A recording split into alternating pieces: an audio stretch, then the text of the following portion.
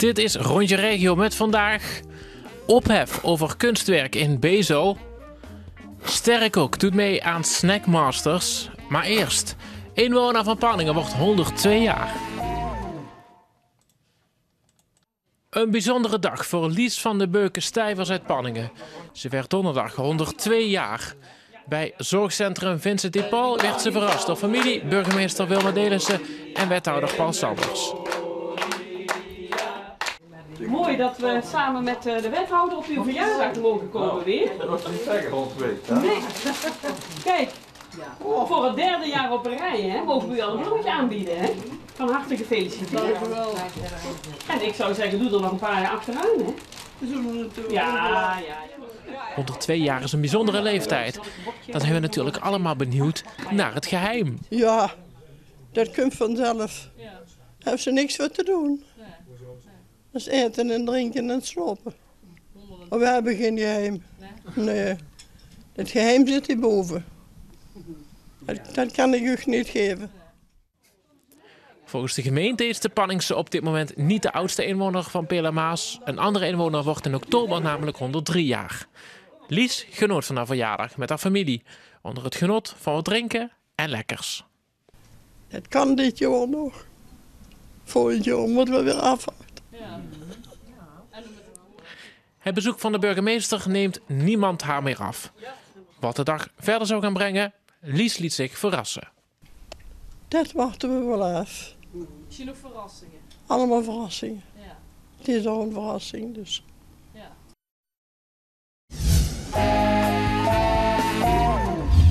Sterrenkok Margot Ruiten van restaurant Da Vinci in Maasbracht heeft meegedaan aan het RTL 4-programma Snackmasters. En uiteraard zijn we heel erg benieuwd hoe ze dat ervaren heeft. Come on, hè, shiny. Thijs, heeft Emmy dat? Emmy? Maar goed, het is hier allemaal begonnen in het dorp waar je geboren en getogen bent. En wanneer kreeg je al de eerste kriebels om iets met dat koken te gaan doen? Nou, toen was ik toch wel vrij jong. Ik hielp op zaterdag bij de slager. En dan mocht ik op een gegeven moment, toen ik 15 jaar was, ook al van alles van die kleine dingetjes meemaken. Om aan een buffet mee uit te serveren. En toen ik dat had gedaan, toen hoorde ik zoveel complimenten over waar wij de hele dag mee bezig waren. En s'avonds werd het uitgeserveerd op het feest. En toen dacht ik van, dit wil ik later ook. Ja. Maar ik vond het prachtig om iets voor mensen te maken waar hun van kunnen genieten. En toen ben ik heb ik voor de horeca gekozen. En toen heb ik gewoon heel veel geluk gehad. Dat zeg ik ook altijd. Ik was natuurlijk ook wel fanatiek. Maar ik had een leraar die wat iets in mij zag. En die zegt, Margot, ik ga zorgen dat jij bij Hotel Prinses Juliana binnenkomt. Dus het is heel belangrijk dat je een goede leerschool hebt. Het is sowieso heel belangrijk om altijd de juiste mensen om je heen te hebben die wat je ook een bepaalde richting opsturen. Ja. Want je moet je voorstellen, ik kom van een grote boerderij en ik had niks met horeca. Ja. Dus ik heb het maar wel allemaal zelf moeten leren, ontdekken. Ook daar de grote chefs in te leren kennen. Ja. Toen ik bij Juliana die stage mocht gaan doen, ik kom daar de eerste dag binnen en ik had gelijk zoiets. Dit wil ik later ook.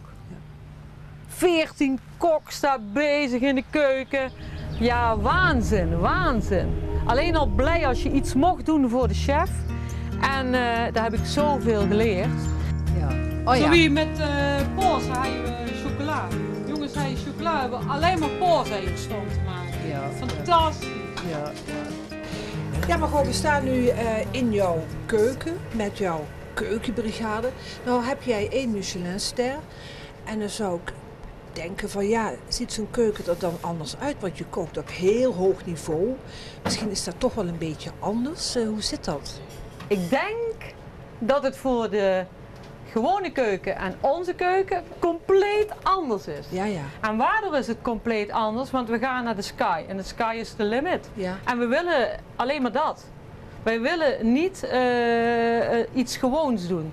Bij ons moet het altijd nog weer beter of lekkerder of mooier of aparter met de mooiste ingrediënten. En ja, Kijk om je heen. Ik heb natuurlijk mijn keuken op mijn eigen manier gemaakt.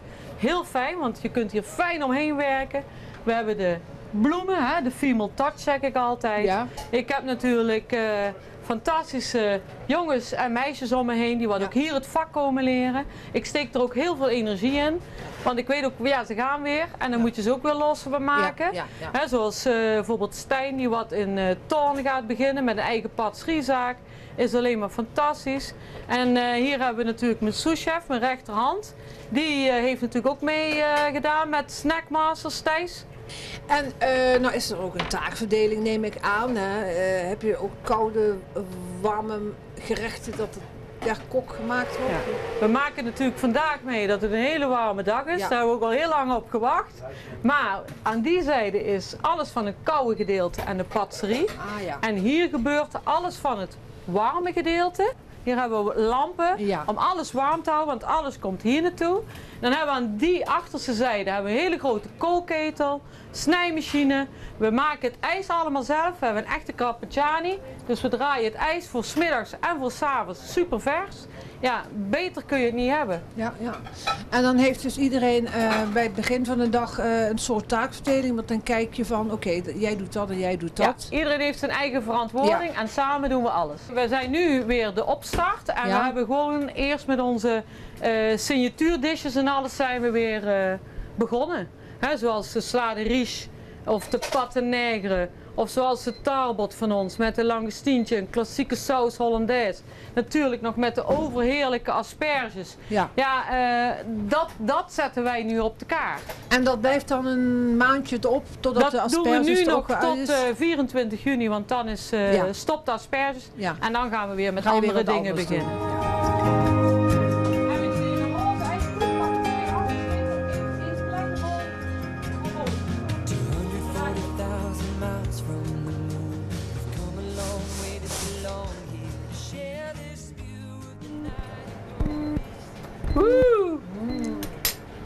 Maar ik proef ook of het goed is, hè, Emmy?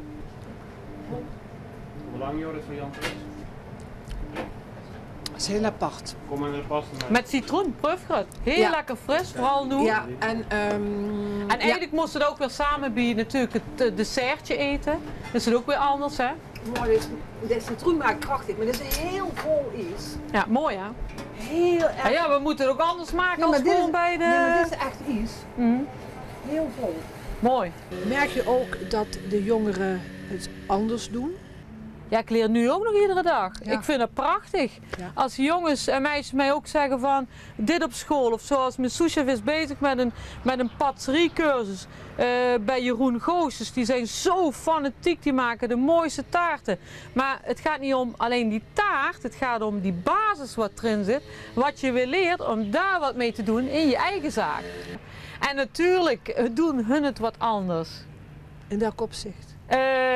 Ja, soms sneller, anders of denken soms anders. Maar ik wil ze toch ook nog mijn klassieke manier leren. Hè? Tik maar eens een goede saus Hollandaise of maak maar eens een goede aardappelmousseline. Vroeger zei de chef nog van een goede entremetier herken je aan een aardappelmousseline of aan de rode kool. Maar wie kan tegenwoordig nog een goede aardappelmousseline maken? Nou Margot, we staan hier bij de bonbonnetjes waar het allemaal om ging in het programma Smackmasters. En ja, ik heb dat programma uiteraard gezien en genoten. Ontzettend leuk om naar te kijken. Maar wat een gedoe zeg, hè? Want de opdracht is dan om een bonbon te kopiëren. Dus het is niet je eigen ding. Hoe vond je die opdracht? Ik vond die opdracht bij Snackmasters fantastisch om te doen. Waarom? Want wij maken hier al altijd bonbons. Alleen ja, dan doen we het op onze eigen manier. Maar nu, dat is ook het programma. Je moet het niet beter maken, mooier maken, lekkerder maken of explosiever maken. Nee, je moet het zo precies namaken hoe die is. En ga dat maar eens doen, want dat is de moeilijkheidsgraad. Dat maakt het zo moeilijk, want je moet hem in de perfecte smaak, in de perfecte vorm, in de perfecte afwerking hebben. En dan ben je de winnaar. Was het een moeilijke opdracht? Het was al met al een moeilijkere opdracht dan wat we dachten. Want we hebben natuurlijk bij de eerste aflevering de Mexicano gekregen.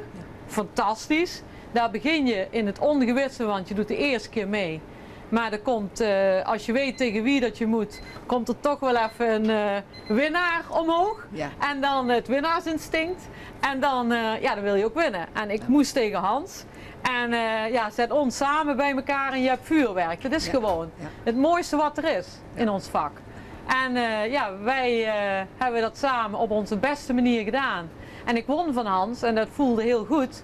Dus dan ga je weer door en dan krijg je die tweede opdracht. Die heel anders is. Compleet anders, helemaal anders denken. Dus je had ook helemaal geen benul welke kant het op ging? Nee. Ik had steeds gedacht, ik krijg een nootje of zoiets, weet je wel. Dus ik had ook al wat apparaatjes gekocht, want ik was best wel fanatiek opeens. Ja. En, ja, maar ik kon me herinneren, je maakte dat tasje open en toen zei je, oh, het is koud. Was dat een geruststelling? Dat kwam omdat ik bij de eerste opdracht natuurlijk heel voorzichtig opendeed. En je rook. En toen rook ik dat het dus warm was. Wat dacht je toen? Wow. Dus koud had toch wel je voorkeur. Ik weet niet. Je moet het doen. Ja, en toen zagen we dat gedoe met dat malletje. Dat lijkt me nog erger dan dat ding, de bonbon namaken. Het malletje is op een gegeven moment, het was even pielen, hè, want we hebben ze hier ook gemaakt. We hebben dat dus van siliconen gemaakt. Ja. En we hebben de malletjes vastgezet, de bonbonnetjes erin vastgezet met wat de schilders gebruiken, die dubbelzijdige tape. Ja. Zo hebben we die vastgezet, daar de siliconen op gedaan. En zo hebben we het malletje, hè, want we moeten het malletje zeker een 24 uur uitharden. En dan moet je hem nog een paar uur in de oven stomen dat je hem kunt gebruiken. Dus nu hebben wij hem natuurlijk, kijk, zo hoe wij hem willen. En dan hebben wij natuurlijk de perfecte bonbon. Ja. En hoe is het gegaan met het recept vinden? Hè? Van, ja, Het wat zit recept erin? vinden, ja, dat is gewoon blijven proeven. Ja. Proeven. Ja. En dan kom je eruit. Ja, wij wel. Maar Ja. dat komt omdat wij natuurlijk al heel veel proeven altijd. Ja. En je bent er altijd mee bezig. Dus niet 1 keer proeven, dus niet 10 keer proeven. Nee, dus gewoon 100 keer proeven. Ik denk dat u helemaal verrast bent. Ik proef met je mee, hè? Zeg nog 1 keer, wat zit er allemaal in? Ja, de gaspé, ja, dus de siroop. Melkchocolade, heel veel melkchocolade. Vandaar dat het ook best wel een vol, lekkere bonbon is. En natuurlijk, wat heel belangrijk is, zoals je ziet, het patroontje van de Griek. Ja. De 2 druppeltjes van de gaspé, wat het dan was. Ja. En het boomstammetje, hè. Ja. Hij was scheef, dus hij is gewoon super Geen zo. foutje, hij moet zo zijn. Ja, Nou, en wij doen hem nu proeven. 1, 2.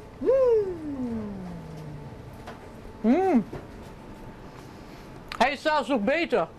Dit was wat ik gelijk proefde, want heb ik het genoegen gehad om met Relais Chateau in Canada te zijn. Oh ja. En daaruit komt het ook, want het wordt vanuit de bomen. Stonden we gewoon bij de bomen en er werd een spijkertje erin gedaan en dan druppelde het vocht van de hars eruit. En dat is dit. En dat is geweldig. Ik heb hem nog niet herkend, omdat ik hem niet ken. Functioneert. Nee, je ruikt hem niet echt, want het is als een siroop gemaakt, hè? Want de bonbon wordt ganache is gemaakt met karamel. Vandaar dat het ook lekker dat zoetige is. En dan die siroop. Dit is in Amerika ook op de pancakes natuurlijk en zoiets. Of op de pannenkoeken. Is dat heel klassiek. En het is opmerkelijk hoe slank dat jullie allemaal zijn. Ook die hele keukenbrigade. En dat met allemaal die lekkernijen en 100 keer proeven. Nou, dat willen we ook nog een keer horen hoe dat zit. Ja. Want dat wil iedereen weten, hè? Dat is gewoon, hier is de sportschool. We moeten toch tegenaan, hè? Ja. Nou, oké, nee, dit is dus het resultaat. En nu ga je het ook in je eigen restaurant... Ja, we hebben het gisteren alweer geserveerd. Ja. Gasten vinden het heel erg leuk. We doen het bij de vriendiesjes en voor bij de koffie. En het is gewoon heel erg leuk. Zeg, en hoe kom je dan uiteindelijk bij zo'n ster uit? Bij zo'n ster uit, De Michelinster. Ja, dat is het hoogste bij ons in ons vak. Ja. Daar zijn we altijd toch wel heel fanatiek voor. Laat zo zeggen, daar kun je niks aan doen. Je moet gewoon iedere dag heel goed koken, heel goed je ding doen. Dus het overkomt je? Je krijgt hem, ja. Maar het is niet zo dat je zegt, ik ga er nu voor, ga me ervoor opgeven. Nee, dat gaat niet. Nee, Ze houden jou in de gaten. Ze houden jou in de gaten als je het En als je goed zij bezig houden bent. jou in de gaten hoe vaak dat ze jou in de gaten houden. Dus ja, dat weet je ook niet. Wacht, dat drinken we even Ja, we op, gaan hè, even want op ik heb een drinken, beetje ja, dorst ja, even. ja. Goeie gezondheid, hè. Ro, en wat is de volgende stap? Dat vind ik, de volgende stap, dat vind ik wel een heel moeilijke vraag. Waarom? Zoals Snackmasters, dat overkwam even in een tijd van de corona, waar we allemaal in hebben gezeten en waar we toch even nog allemaal in moeten vasthouden.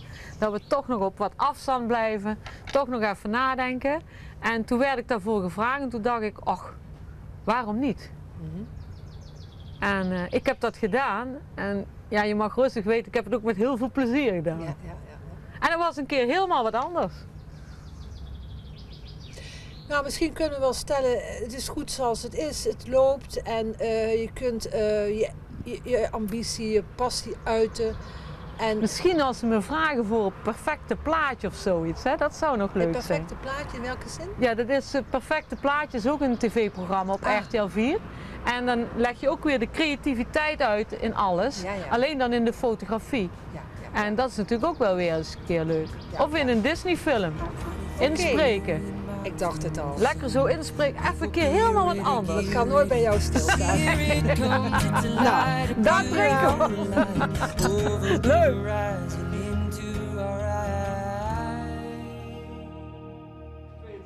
Applaus! 2 uur!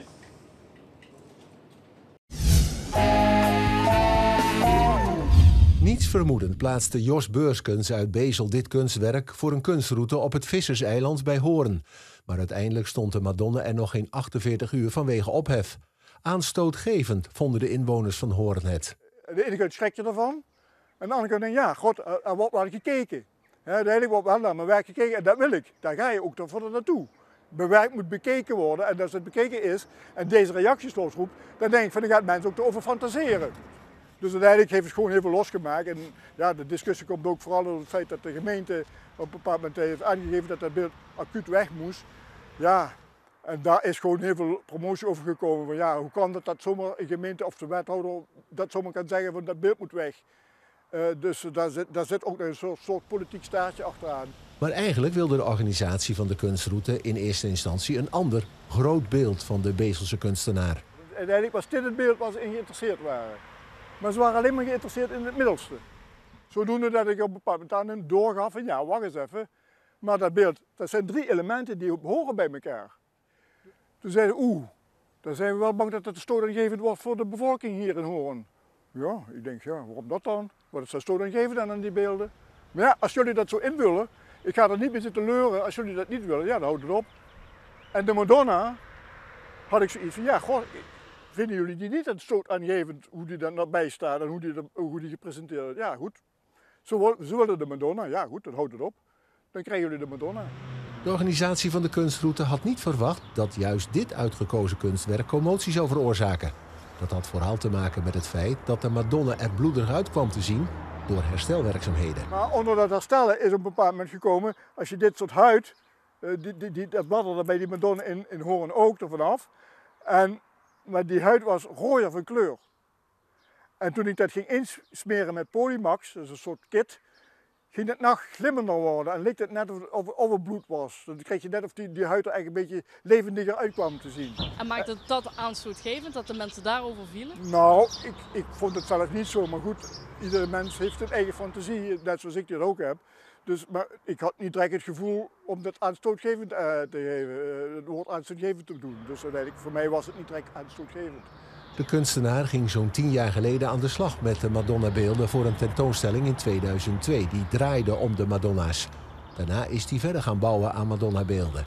Zo staan er in een tuin in Reuver nog 2 kunstwerken. De Madonna in Hoorn is eigenlijk de torso van een etalagepop. En dit is eigenlijk het onderstuk van die Madonna. Dus de onderdelen waar ik dan op een bepaald moment een nieuw beeld van gemaakt heb. En het idee is eigenlijk dat dit een soort prothese is van die Madonna met de been die ooit een keer is afgezaagd, daar die zaagte in. Om die symboliek een beetje te versterken. En als je dan zegt over een Hubert, zeg maar, tegenover die van Hoorn, dan is dit wel heel ruguber. Dan zeg je van nou, als ik hier die mooi had afgewerkt zoals ik dat bij Madonna in Hoorn had gedaan voor de expositie, ja, dan had dit ook 10 keer zo erg uitgezien. Dus hier heb ik wel dan iets van nou. Dat heeft wel meer het idee dat ik zeg, daar moet je niet te gauw mee naar zo'n plek toe gaan. Toch baalt hij niet van de negatieve reacties. Beter publiciteit kan ik niet krijgen. Dus uiteindelijk is het wat dat betreft heeft het opgeleverd wat ik wilde. Dit was het Rondje Regio. Bedankt voor het kijken, fijn weekend en tot volgende week.